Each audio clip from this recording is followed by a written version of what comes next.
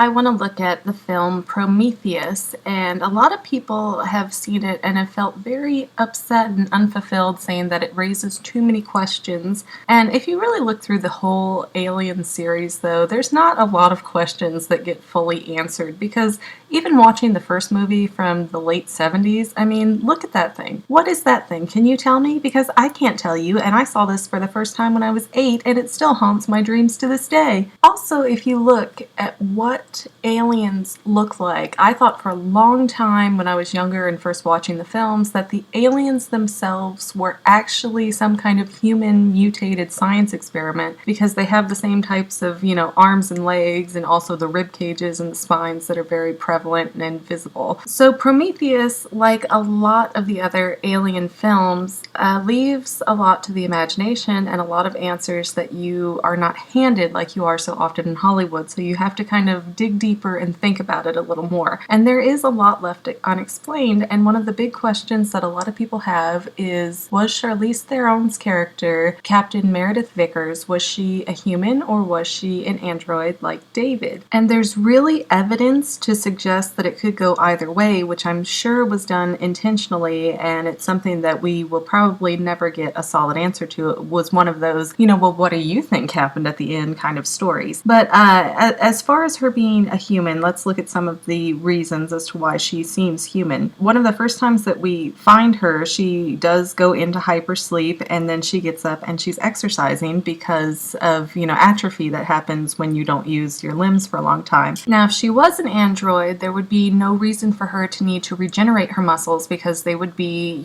pretty much like pre-programmed. They would be set, defined objects in her body that would never deteriorate. And so that really says for human. There's also a part where she is talking with the ship's pilot, and she, after he kind of pokes the question out there, like, well, we think you're a robot, ha ha ha, she offers to have sex with him, and we never see if that happens or not. It's kind of implied it doesn't happen, but it's still, why would she offer to have sex if she couldn't do it and she was a robot? And, of course she could have pulled him to the side and killed him, but then who would have flown the ship? It doesn't make sense, We also see her wear a spacesuit, and I believe she spends quite a few minutes or seconds on screen trying to struggle getting it on. So why would that be needed if you don't breathe oxygen to begin with? We also see when Waylon is talking about David, the one who is actually disclosed as a full-on android, Vickers seems kind of jealous about it, and then later she calls Waylon father and bows to him. And it seems kind of like the father thing could go either way, because when she's bowing to him, that it could be something where it's like respect for your parent, or it could be a pre-programmed thing of, this is my God, this is my king, I bow to him.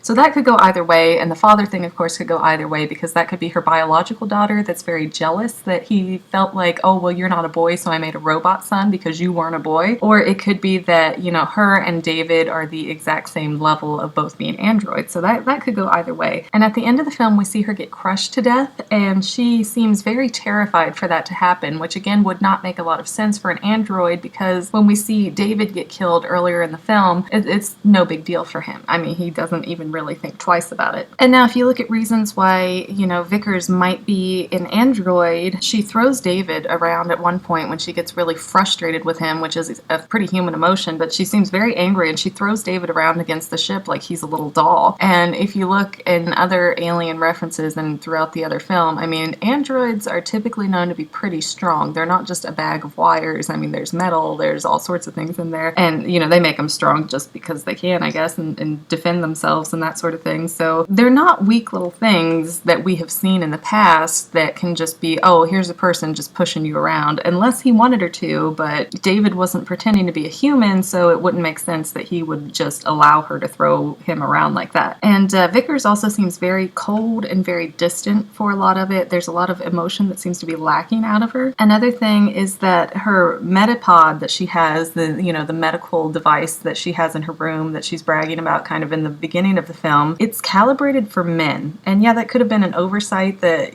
somebody screwed up, or she didn't look into it because she hasn't had to use it before, but it's just really weird that she has something that big and expensive, and yet it's calibrated for men. men only. Another thing that I thought was interesting was that we don't see David go through her dreams when she's in hyperspace like he seems to be doing to a lot of the other people who are asleep. And we don't see it. Maybe it happened, maybe it didn't. You'd still be kind of interested to see what's going on in her head, or Waylon would, or something, because David seemed to be an extension of doing what Waylon wanted for that trip. So it's one of those things where it's left with a lot of gray area where nothing is ever fully explained. We never see Captain Vickers get put into danger to be able to tell whether or not the aliens are even coming after her, and I would think that as far as the little face hugger snake kind of things going on there, probably would not be interested in a robot, because I'm assuming that they could tell the difference between a beating heart and a mechanical person. So we don't see that to know. We never see her eat, that I can recall at least.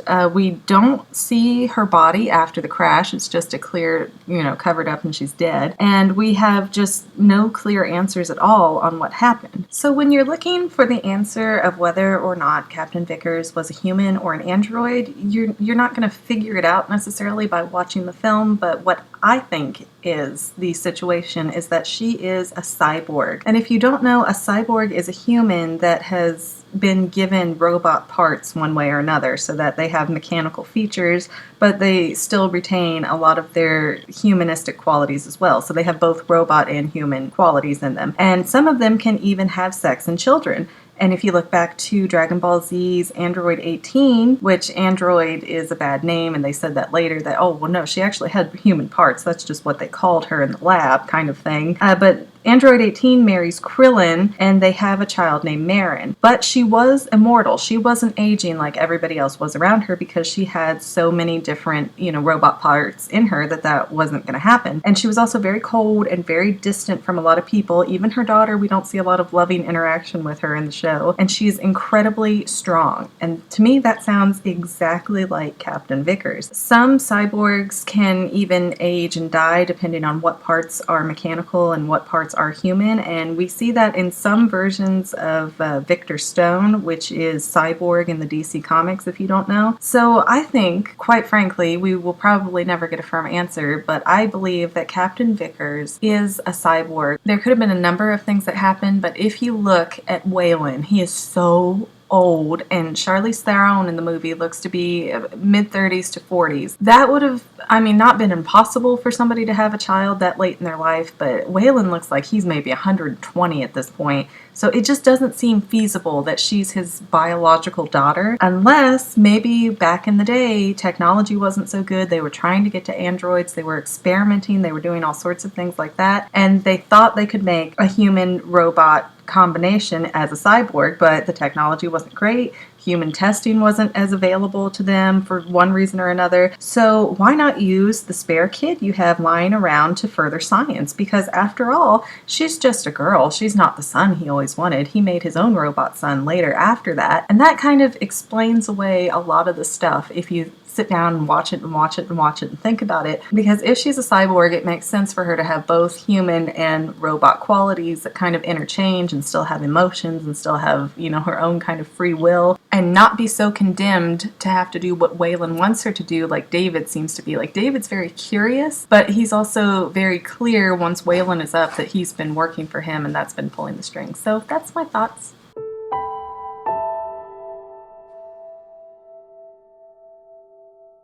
Well, that's all I have for now, but this video's not quite over yet. I get a lot of comments that say, do a theory on this topic, but I've already done those theories. So please consider going to my main channel page and clicking on the video tab so that way you can see everything I've done. You will probably find a lot of things you like that you never even knew that I posted. I want to let you know that I also have two other channels, Say Halo Goodbye Gaming and the Family Vlogs. Thank you so much for watching, and I hope you enjoyed enough to hit subscribe and share. I can use all the help I can get to let other people know that this channel exists. And if you made it this far, leave me a comment that says something like, hey, I made it to the end, and then let me know what kind of videos you want to see in the future. I can't make any promises, but the more people that request something, the more I can look into it. Okay, well, I love you. I'll see you in the next video.